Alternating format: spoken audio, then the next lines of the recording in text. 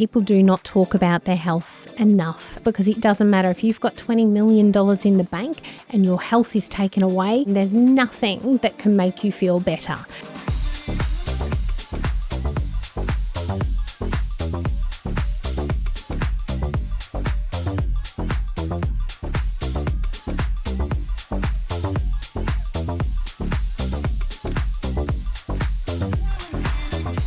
Welcome back to another episode of my podcast, Relentless Life on Your Terms. Very excited to have Kate Save on my podcast. Kate, thank you for being here. Thanks for having me, Chris. Well, I'm very, very lucky because I was actually on one of your podcasts. I know you're on a couple podcasts. You're on the Inspired CEO and Hear Me Roar, which is I featured in. But a bit about your background. Tell us a bit about you, Kate, and we'll get into all that. Yeah, so I'm a dietitian, exercise physiologist and diabetes educator, and I've done my MBA now. I think my background, my health story was I was sick from the age of 2 till 20 or 19, and for all the medical tests I went for, they couldn't work out what was wrong with me, and they ended up telling my parents after 8 years of testing that it was in my head. And my parents knew it wasn't, but they didn't know how to fight the medical community. So by the time I was 19, had a license, 7 casual jobs. This particular day, I'd gone into hospital because I was so sick. They'd sent me home with a slip to go and have a scan, and I hadn't been scanned in years. And I'd worked at the casino at a bar till 6 a.m. in the morning, driven back to the Mornington Peninsula, waited for the scanning place to open, had a scan, and then slept for 7 hours at mum and dad's house. And they weren't home because they both work full time. I woke up to 7 answering machine messages saying it's urgent, you need to come in. And so called back the doctors and they said, come in straight away. And I went in. They said, we think you've got a tumour in your bile duct and you need emergency surgery. And 19-year-old, a little bit naive. I said, well, I'm busy. To hear that. No, busy. I've been sick for 18 years.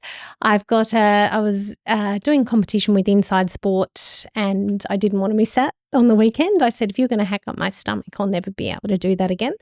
And the second weekend was my 20th birthday and I'd booked a party at a little Italian restaurant that I used to work at. And so that night went home sick from my party and the following day got booked in for the surgery. So that's an incredible journey. Then obviously you launched your business as well.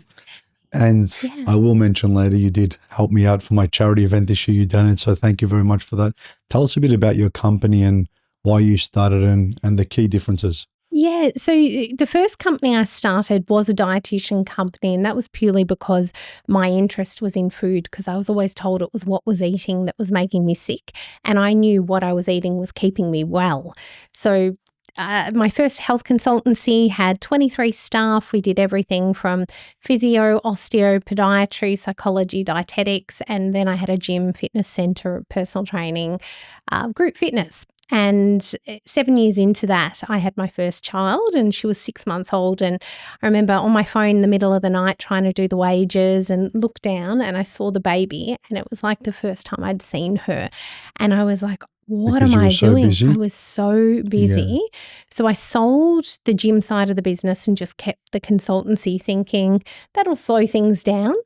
A year later, I found myself in a very similar position. However, I'd had my second child and she was 5 weeks old and I started my next business, which was BeFit Food. And that came from the industry, in nutrition and dietetics, people saying, we know what to eat, we've got the meal plan, we're just too busy to make it. And when you hear that from 10,000 people, you start to go, maybe I could deliver them meals. So I started a home delivered meals company. Now that started in 2014 and it was quite, I watched you're on Shark Tank in 2017. I thought you were great, by the way, which was a long time ago. And when I saw you walk out, I thought, I hope she gets Janine because I think that matches her brand so well. Funny enough, 10, 11 minutes after, you did get Janine Ellis, which was great. Tell me a bit about that experience and what was it like being on Shark Tank? That would have been quite nerve-wracking. Yeah, so my business partner at the time was a weight loss surgeon, and the first time I auditioned, I got through the first part and I told him, and he said it would be career suicide to go ahead with this. What if you fail? What if you don't do a good job? So I pulled out. And then a year later, we'd been pumping hundreds of thousands of dollars into the business and I'd run out of money to put in the business. And I said to the surgeon, I'm going to go on because I need someone who really understands how to scale up a food business. And I had Janine in mind. Absolutely. That's the first thing I thought when you walked out. I said, I hope she gets Janine. And yeah, so he wasn't going to go on TV. He'd been sort of told, be bad for his brand. And 2 hours and 15 minutes later, I was giving my 1-minute pitch and they were still interrogating me on the show, asking questions. No notes, no breaks, no water, no can I ask a friend, just you and the cameras and 5 sharks trying to get a reaction that would make good television. And fortunately, I got through, but I said, can I bring in the surgeon for proof of life? So I brought him out and that helped us sort of close the deal, because otherwise it was just me as a younger girl sort of standing there saying, this is what we've built. And they just couldn't believe what we had built in such a short amount of time. And yeah, fast forward sort of 9 months later, we signed a deal, so we thought, on television. There was nothing signed, but there was a deal done on television. So in that series of Shark Tank, there was roughly 100 episodes, roughly 50 that got deals on air. Only 3 of us, to my knowledge, ever saw $1. And it took 11 months before we actually saw the first dollar. So we got a flat out no after we had the first meeting, 2 months after we recorded the show. And then every month thereafter, I just kept turning up and saying that, I think there's something in this. We really need your help. Can you invest? And the show hadn't gone to air. And then eventually it went to air 9 months later and it went nuts. So you blew up like 1,500%, I read. Yes. So we literally got 60,000 people on the website all at once trying to add to cart to buy our 1-week rapid weight loss program. So the line that sold all of the meals was, who doesn't want to lose 5 kilos in 2 weeks? And our average weight loss is 5.89 kilos in 14 days. And people went nuts. They started driving from all over Australia because we were only delivering in Victoria. So I woke up the next day and I had a team of 5. Within 4 weeks, I hired 63 people and scaled up this business because the demand was there. Nothing had really been on the market like that So before. Not many people in business actually see that growth that quickly. Yeah. How did you, there's one thing getting the sales, but there's delivering on that. Yeah. How did you go from 4 to 63 and deliver on all those promises instant? I didn't know. I offered every single person a refund because my production manager at the time, who I'd asked to prepare 800 boxes, even though we sold 2,500 in the first couple of minutes, I said, where is it? I'd hired 3 different warehouses and I said, I just can't see all the boxes. He goes, oh, I'm so sorry. I thought you were full of shit.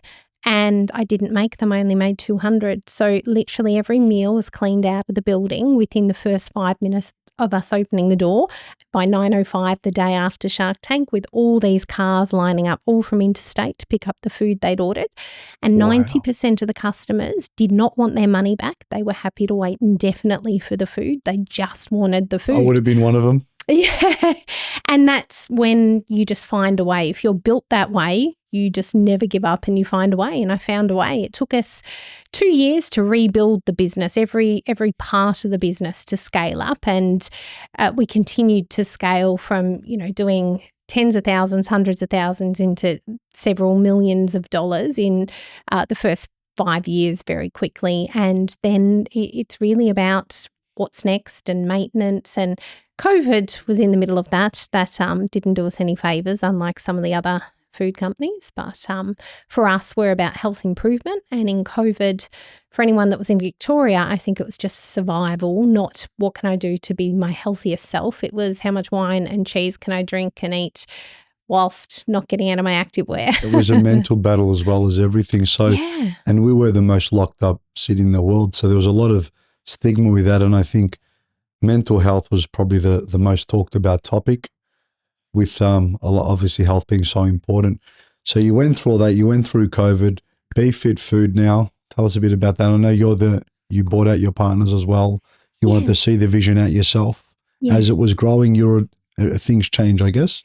Yeah, look, Jenny and Alice was absolutely fantastic. So she was in the business with me for 4 years and we managed to really scale up the business and put all of the operating systems in place, all of the HR policies and documents in place, all of the things that when you run 5 to 20-person business are very different to running 60-plus people course. business. So that was fantastic. But then when everything happened with COVID, everyone's businesses changed, so did hers. And she moved away, and it was just, it became, she had other businesses, other priorities, which I respect. And the surgeon was busy being a surgeon. So I felt like I was in it to make a difference in people's lives the way that I saw. So I bought them out. We just didn't have aligned values. And my vision is to change the health of Australia one bite at a time. And literally, I know what that looks like. There's a picture for that, and how we get there.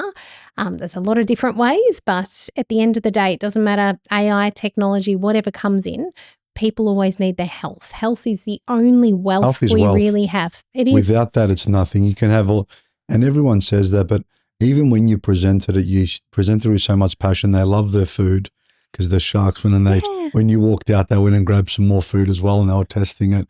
And you can see someone's passion. They were talking, I really want to work with her, Janine was saying, and you can actually see that. And it is a product that they even said everyone needs health. Yeah. And you don't need it until you need it. And people realize, I don't want to go to the gym for an hour, but every time you're at the gym, you're not going to be in the doctors when you're older. That's right. It's a transition. People don't realize that. Don't go to the gym at all. Your body's young. You could probably eat worse food, or you can drink a lot more. But as you get older, you start to pay a tax on your decisions. Yes. And the tax is you've got bad health. Yes. I'm in doctors for many, many hours. My body doesn't work the way it used to. So it's a very good product. Now, you've got 2 daughters as well, which is beautiful. I've got 4 kids, 3 daughters. How did you manage running your business and your little ones?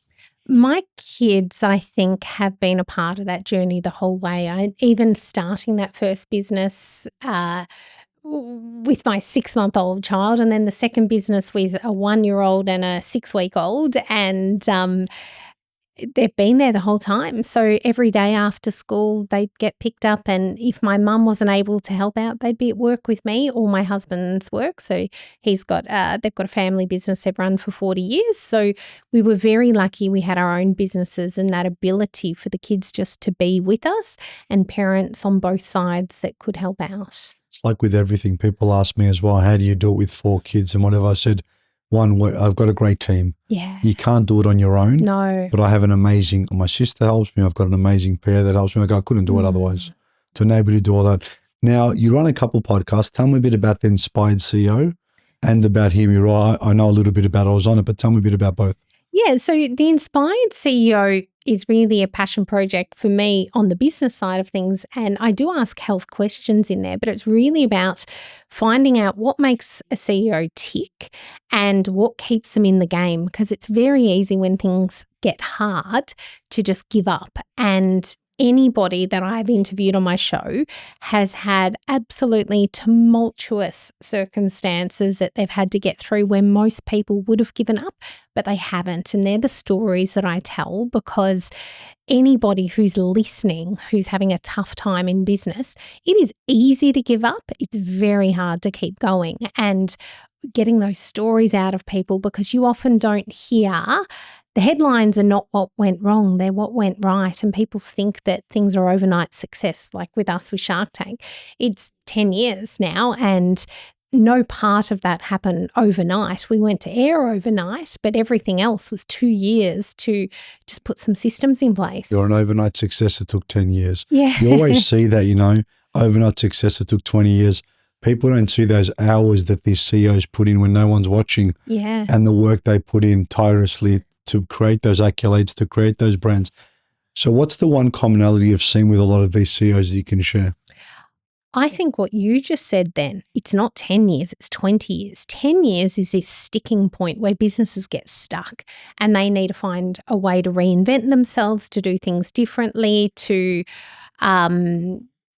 to really take the business to that next level, because I think if you can get past that first year, you're doing really well. But once you get past 5 years, you're probably scaling. At 10 years, you need to really know what's next, because you can't just sit there.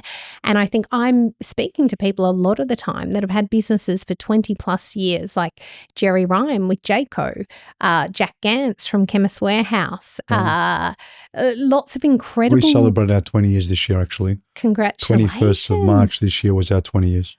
There you go. So I will have to interview you then, because I think the longer you've been in business, the wiser you are and the more lessons there are to be shared. Got And you're more grey probably hair.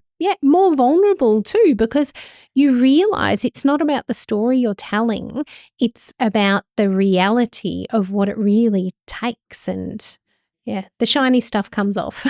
It does come off. And I think the longer, if you hang around people that I've got mentors that are second, third generation business owners, 60 years, 70 years, quite experienced, the way they think, the way they make decisions is so different. It's so more long-term, so more calculated. It's so more, everything's more considered. And I think it's life experience in general, the fact that you have 4 children as well, the things you would have learnt in your life outside of business that have helped you in business. Patience? Oh, absolutely. And I think a lot of the time we think the way we think, but our children challenge us to think completely different. And that makes you a better leader, because you then start to really understand everyone else on your team a little bit better. Because you've got to manage them all different. My youngest child, she's definitely my most challenging, my most fun. And I watched a TED Talk. You mentioned TED Talk before, and they say, as we get older, we forget to be creative. Everyone's got limiting beliefs, and they tell you what not to do. And I always tell my little daughter, as much as she drives me crazy, say, never change, sweetie. I want you to have that I can do anything attitude, no matter how old you are. Don't let anyone tell you different, even me, as hard as it is, because she's got so much energy. I always remember that TED Talk, and I think it's people that are older that say they can't or stop doing this that hold the kids back. Yes. I want my kids to walk into their adulthood with that level of energy, with that level of enthusiasm, because that's what's really going to open doors, I think, and create something phenomenal for them. I just think that is so inspirational, because my dad did the same to my sister and I. So my dad put my sister and I on a pedestal. Dad had a mobile knife sharpening van. Mum had a pre-lab clothing shop. So we never had any money. So that's why I had 7 casual jobs. By the time I was 14 and 9 months, I had my first 3 jobs, and any job that I could get, I took. So by the time I was 20, I bought my first house with my sister, who was still in high school at 17. By 22, I had 3 houses. And because mum and dad couldn't give us anything other than support. And I remember dad saying to me that you will be the first person in our family line to ever go to university, to ever, everything my sister and I did was a first for the family. But that belief, though, in that belief, to give you that belief. And there's a few things that my kids aren't allowed to say in the house. They're not allowed to say can't ever. Yes. So never use that word. Yeah. And I always say, you're a Christophe. We don't talk like that. Because I never want that word to come in them. Even my son assigns, I don't even let him sign that word. Yeah. So that's not allowed in this house. Yeah. But you can always do it. Just figure out a way. Yes. And I think it's very, very important. Now, also, hear me roar. I know you have a co-host, Toby, who was on my podcast. He owns Creative Cubes as well. He was on this, I forget what season, maybe 2 or 3, filmed at Creative Cubes. He shared a funny fact about himself, and I remember it. It was quite a great podcast. Tell me a bit about Hear Me Roar. So Hear Me Roar, yes, with co-founder Toby Scoverin, founder of Creative Cubes, or co-founder. Toby and I just have really great banter. So it's incredible having a co-host. So you've got a male and a female that have different views on things. And then we get guests that also have inspiring businesses, but it can be just inspiring stories as well. So there's always a business element to it, but more often than not, there's a different type of turbulence in their story, or it might be their purpose or their vision is really strong as well. So on that show, we've certainly had some guests that are really changing the world by doing something so niche that you wouldn't have thought of it, but they've got great momentum, and it's about spreading the word. And the Hear Me Roar is that confidence to, Toby always says, even though I'm small, I've got a really loud roar. And I love that you need to be heard. You just be you. And it is a great episode. You did share something which I didn't chime in, so I'll do it now, that you were a skater. So he called you yes. Skater Kate. Yes. Something I never shared with you. My brother Zen was 15 years old and he was a freakish skateboarder. Yeah. He taught me a lot at 9 years old. He was probably a year away from going to America to skate for powerhouse. That's how good he was, yeah. But when we went to Cyprus, because the roads weren't the best, we had to build our own ramp. There was no skate parks. I stopped shortly after, but he was a great skater and I skated as well. So when he said Skater Kate, I said, wow, that's funny.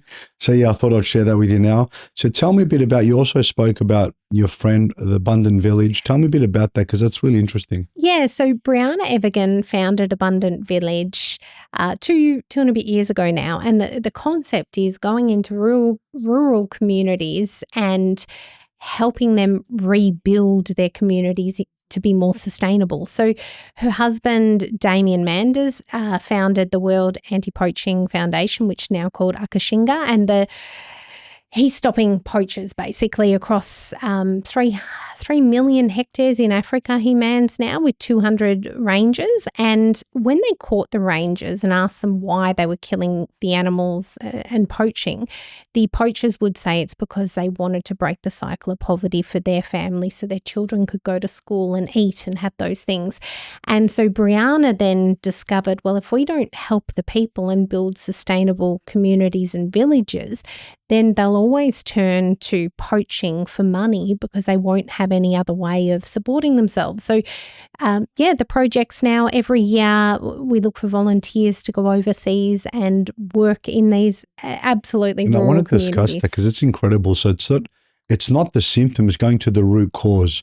Yeah. So very, very often we throw a Band-Aid at something, but it's not going to go away if you give these people a little bit of money, you're not offering their children that opportunity. The cycle's going to repeat. Yeah. I do a lot of work with homelessness and I always think, what's the grassroots cause?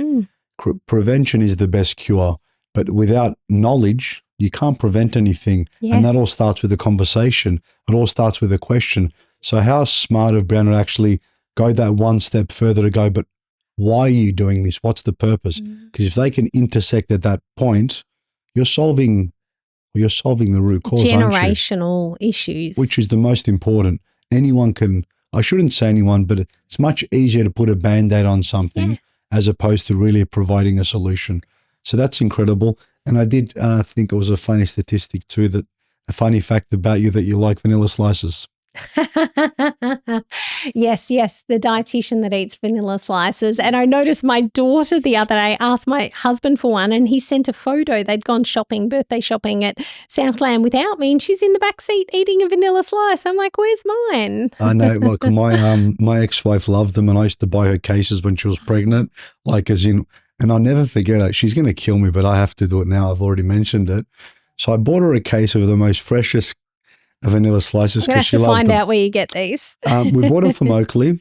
Yes. There's a few places, but these ones specifically, and I love custard. Oh, me too. That's the thing. Now, I bought her a whole tray because she loved them. Anyway, one day I could hear something funny in the kitchen, so I got up and she ate most of them, but a couple of them were about to go off. Yeah.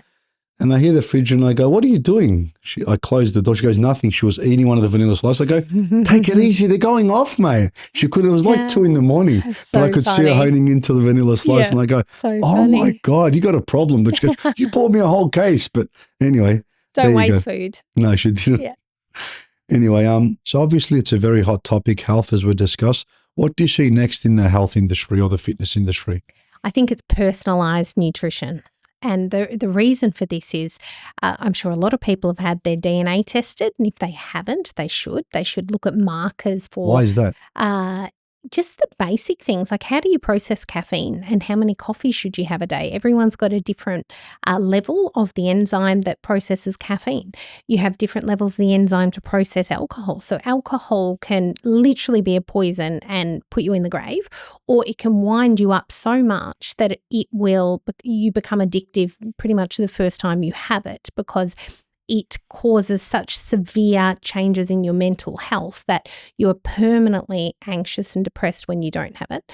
You can look at things like your hunger hormone levels and how you mitigate snacking or appetite control through genetics. So I think genetic testing, gut microbiome testing as well. So you do a stool sample, doesn't sound pleasant, but you then find out what gut bugs you have. Those gut bugs will literally, if someone looks at them, they'll be able to tell you what is your risk of life or death. Literally, they can look at your risk of chronic health diseases. They can look at bacteria that absorbs more calories out of food than somebody else's bacteria. That's why people can say, I look at cake and put on weight, and other people can eat cake and not put on weight. So our gut bacteria. And then when it comes to actual food that we eat, people all have different pathologies and different metabolisms. So I think food shouldn't be a one size fits all, and that's we've where got I that see knowledge, it and it's incredible. Just before my event, which you were very kind to donate to my event, thank you so much. After being on your podcast, I was in hospital for 4 or 5 days, and I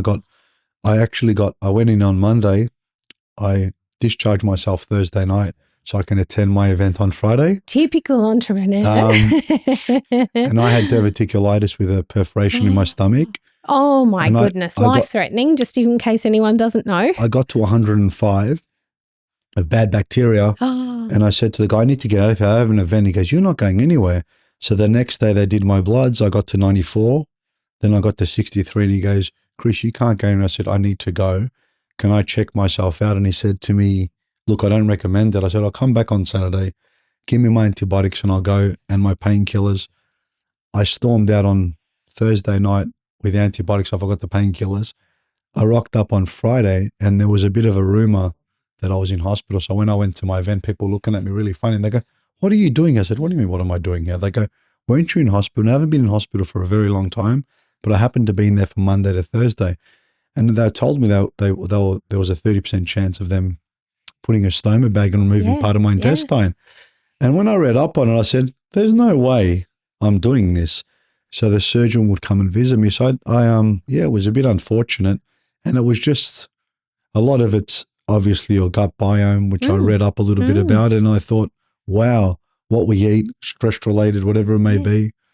But it was pretty, do you know how many people that affects? So that condition affects, I think it's 1 in 3 men and 1 in 2 women once we get a little bit older. So the stats are much lower, a little bit younger than that. So it's not the norm, but it is the norm a little bit later. And yet it's not really talked about. I'm 45. Yeah. And I remember on Thursday he came to look for me, and he had an intern with him. Yeah.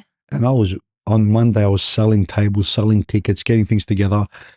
And he comes, he goes, where's the patient? I was walking around the ward making phone calls. He goes, he's there. He goes, you look much better. So I got down to 64, but now I don't know how bad that is, but I was at 104, 105, got to 93, then 64 over. I was just on antibiotics for 9 days. Gosh. But it was just the pain that I had that morning. I couldn't move. My stomach was a rock. So I came into the office and I couldn't walk. And Jenny looks at me and she goes, you okay? I go, yeah. And then I couldn't walk at all, and my stomach was like a rock. Yeah. She goes, you need to go to the doctor. So I went to the doctors, and she looks at me, she touches my stomach. She goes, you need to go straight to emergency. I said, for what?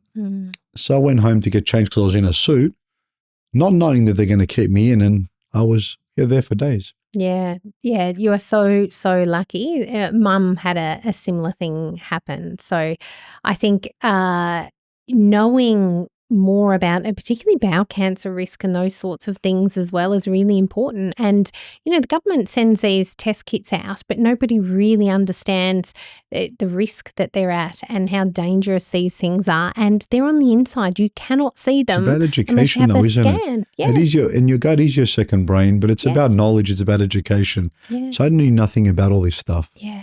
And when people like yourself educate us on whether it be health or your fitness or your stomach, like when the surgeon came and he was telling me, you need to drink this stuff every morning for your fiber, which I do. Yeah. That's helped me immensely. And I was this close to them potentially having surgery. When I read up on a stoma, which I thought, there's no way I want to have this operation, remove a big part of your large intestine and then sew you back up. Yeah. But it's more common than as I started reading about it and understanding it, It was like you said, it was more common than I thought. Yeah. But until it happens to you, you don't read up on it. Like many, many years ago, my son got bacterial meningitis, became deaf. God. 1 in 8,000 kids get it. And if you've had a certain vaccine, it's 1 in 2,000. Now, once again, I wouldn't be able to share these stats, but because it impacted me directly, Yeah. I can share it. And it's it's about the awareness piece, isn't it? It is. And I love that you're really vocalizing this because people do not talk about their health enough. And like you said, health is true wealth, because it doesn't matter if you've got $20 million in the bank and your health is taken away, you have no life satisfaction. When you are unwell and the pain that you're in, there's nothing that can make you feel better. And you need to look after your health. And in some cases, you don't know until it's too late. Yeah. So I will finish up with saying we have amazing data now. Technology is so much better. So getting your DNA test and all these tests are so important because we will know more about your own body. Yeah. I say wealth is the same. It's not one size fits all when it comes to investing. It's understanding that first discovery session, we call it, or getting all your tests to know what works for you. Some people's backgrounds, certain food affects them differently as well. Yeah. It's understanding all those things, what to ingest, how much alcohol to drink if you do drink. All those things are so important. You've inspired me. Well, why don't people have health funds, not sickness funds, which is what we currently have? You have private health insurance that you can only use when you're sick. We need health funds where we are putting money there for wellness and health longevity, testing for things that will help us live longer and stronger and give us that quality of life as well as the quantity, because no one wants quantity if you don't have that quality. 100%. Well, the best athletes in the world do it. A few days ago, I read Ronaldo spends, and maybe even LeBron, $1 million a year. Now, it's all relative to what you earn. I'm not suggesting people spend $1 million a year, but to be a high performance athlete, to understand all these metrics, what you put in your food, what you put in your body, I mean your food that you ingest, and it's so important to do. So as it's become a custom, I could talk to you all day about fitness, and I would like to end with, if you're not healthy, wealthy doesn't really mean much. It's so important. I love the fact that you're passionate about what you do, that you want to make a difference one bite at a time, because that's really helping people in the most profound way. Good luck in your first 10 years you've completed. Good luck in your next 10, and I can't wait to hear more about it. Are you ready for your quick fire questions? Yes. Excellent. Coffee or tea? Coffee. Sunset or sunrise? Sunrise. Beach holiday or city adventure? Busy. A busy beach. Busy beach. I was combining I'm city always and beach. busy and I'll go to the beach. Dogs or cats? Dogs. Early bird or night owl? Early bird. I thought so. Sweet or savory? Both. Blue cheese or vanilla slice. Do I have to pick? Yeah. Book or movie? Book. If some actress was going to play you in a movie of story of your life, who would they cast, do you think? Oh, I have no idea. Who would you like them to cast? Do you know who I love? Kate Hudson in Running Point, that new show. I think she's hilarious. So, it's all left here. Texting or calling? Calling. What's the first thing you think of when you wake up? How grateful I am. What's the best way to start your day? What's the best piece of advice you've ever received or read? Cash is king. That's Janine Ellis. It was her first line. True entrepreneur. I was about to say cash is king, of course. If you could have dinner with anyone, they could be dead or alive, who would you have dinner with? My mum. It's beautiful. What's a moment in your life that you're most proud of? Obviously, you've got two beautiful reasons. You've got your daughters. Other than from a professional point of view, what was it? Getting through what happened with Shark Tank, because everyone told me you can't do this, and to shut the doors and to give up. And you went back a second time after you got in and then bang. Yeah. I didn't know that, which makes the story even more impressive. 2017, was that kind of when the show was starting here? It was a few seasons. Early-ish, it was very early. Because Janine was one of the original Sharks. Yes. I remember. What drives you to keep going when things get really tough? That we're making a difference in people's lives every day. Your purpose and your why changes everything, huh? If you could make one change in the world, what would it be? Get rid of processed food. You are what you eat, unfortunately. Now, very important question on a scale of 1 to 10, Kate, how much have you enjoyed being on our podcast? Oh, I loved it. 10. It's an absolute pleasure having you. Remember, if you want to see more Relentless, like, share, and subscribe. Until next time, have a great day.